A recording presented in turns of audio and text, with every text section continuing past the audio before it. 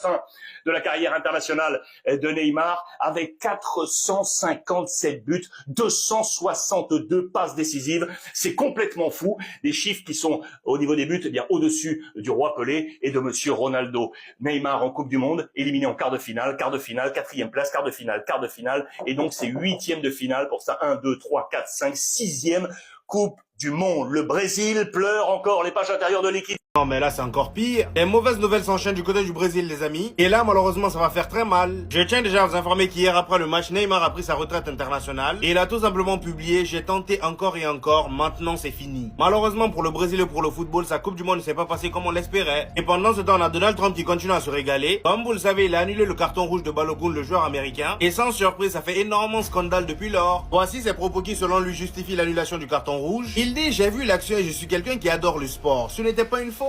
Ce n'était même pas une infraction. C'était deux grands athlètes qui se heurtaient. Encore une fois, je suis trop bon à ce jeu-là. Cet arbitre qui est un peu suspect, si vous vérifiez son passé, il a pris une décision que personne n'aurait pu croire. Balogun est notre meilleur joueur ou l'un de nos meilleurs joueurs et il lui a mis un carton rouge, je ne savais même pas ce que ça voulait dire. On parle quand même de ce tacle-là au cas où. Dites-vous que même Jürgen Klopp n'en revient pas. Selon lui, c'était un carton rouge, il n'y a pas à discuter. On termine avec Vinicius les amis qui a pris la parole sur le pénalty raté de Guimarães. Pénalty pour lequel tout le monde lui tombe dessus parce qu'il n'a pas voulu tirer. Il dit: Bruno Guimarães tire mieux que moi. Le coach a décidé à l'avance qui va tirer. Il a choisi Bruno Guimarães. Et je rappelle que dans la hiérarchie des tueurs de pénalty, Carlo Ancelotti a mis Vinicius en 6e position. Et c'est Carlo Ancelotti lui-même qui le dit en conférence de presse d'après-match. Il dit: nous avions fait des stats sur les pénaltys et le meilleur tireur était Rafinha. Parmi les joueurs disponibles, le meilleur était Neymar, puis Igor Thiago, puis Bruno Guimarães, puis Martinelli. Donc Vinicius était loin. À ce niveau-là, c'est vraiment une faute professionnelle, Carlo. Et comme on connaît Vinicius, c'est pas un Kylian Mbappé, il n'a pas voulu s'imposer. Et la mauvaise nouvelle est qu'on a Marquinhos qui a pris la parole hier. Il dit qu'il a 32 ans et qu'à la prochaine Coupe du Monde, il aura 36. Ce qui veut dire que ce serait très difficile pour lui de continuer avec le Brésil.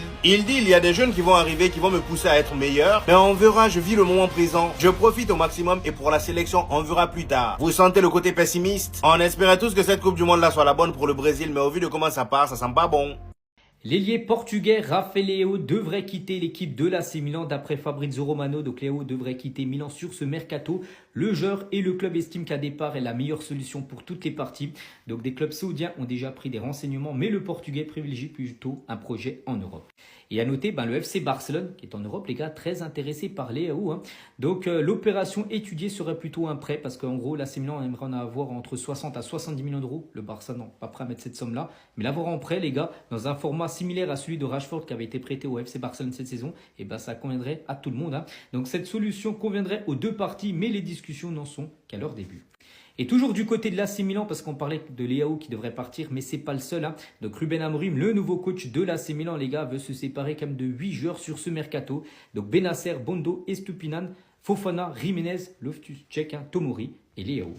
Et concernant Youssouf Fofana, donc parmi la liste bien sûr des joueurs de l'AC Milan qui pourraient partir, et en tout cas l'AC Milan veut en tirer à peu près 25 millions d'euros pour vendre le milieu français, mais pour l'instant aucun club n'est intéressé par le joueur.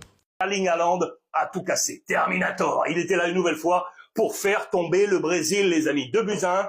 Ça s'est passé hier dans la nuit. Regardez, c'est la une de Sport de ce matin. La presse catalane, la loi de Haaland a parlé. Il a été plus fort que tout le monde. Le magicien Haaland dans les pages de la Gazzetta dello Sport, parce que Ancelotti, l'italien, est tombé. Vous l'aurez compris. Regardez, les notes sont assez sévères d'ailleurs, ou peut-être juste.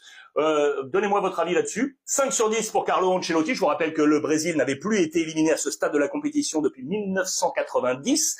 C'est un caillou dans la chaussure. Non mais là c'est abusé. Neymar vient de se faire démolir par le président du Brésil. Je tiens déjà à vous informer que Lamine Yamal a pris la parole concernant le triplé de Lionel Messi. Il dit: le triplé de Lionel Messi, chaque match prouve qu'il est le meilleur joueur de l'histoire. Si quelqu'un a encore des doutes, c'est parce qu'il les cherche délibérément. Il n'y a rien de plus à dire. Neymar est mon idole, mais Messi est le plus grand de tous les temps. Et quand on lui demande est-ce qu'il va pouvoir marquer comme Kylian Mbappé, Erling Haaland, Lionel Messi, il répond: je ne cherche pas à imiter Kylian Mbappé ou Messi. Ils ont 10 ans de plus que moi et puis mon style de jeu est différent. Je peux très bien marquer 16 buts et être éliminé en demi-finale. Ce n'est donc pas ce que je recherche. Alors là, pour le coup, il n'a vraiment pas tort, c'est un joueur collectif. Et en ce qui concerne son état physique, il a tout simplement dit qu'il n'est pas encore prêt à jouer un match complet. Sauf que pendant ce temps, le frérot passe des nuits complètes à jouer à la play. Et lui-même qui le dit, il y a quelques jours, cette photo de lui a énormément fait parler, et étant donné qu'il avait un air KO, il a tout simplement répondu à ça: mon air sérieux à l'entraînement après le match face au Cap-Vert. Il dit: je passe toute la nuit à jouer à la PlayStation et j'étais simplement endormi. Bien évidemment qu'après cette déclaration-là, les gens ont commencé à se poser poser des questions par rapport à son sérieux, étant donné qu'on est en pleine Coupe du Monde et le gars doit vite récupérer d'une blessure. Et pendant ce temps, du côté du Brésil, on nous dit que Carlo Ancelotti a essayé Endrick en tant que titulaire à l'entraînement et que ce dernier aurait même impressionné tout le monde. Cependant, Mateus Cunha devrait quand même être titulaire. En fait, ce mec-là nous cache quelque chose qu'Endrick lui a fait qu'on ne sait pas. Moi, je comprends plus rien. Et là, dans la soirée, on a le président du Brésil qui s'en prend à Neymar gratuitement. Le président demande au petit garçon juste en face qui est-ce que le Brésil a de bon maintenant au football. Le petit garçon répond Neymar. Et là, on a le président qui le répond d'un coup. Neymar ne joue même pas, mec.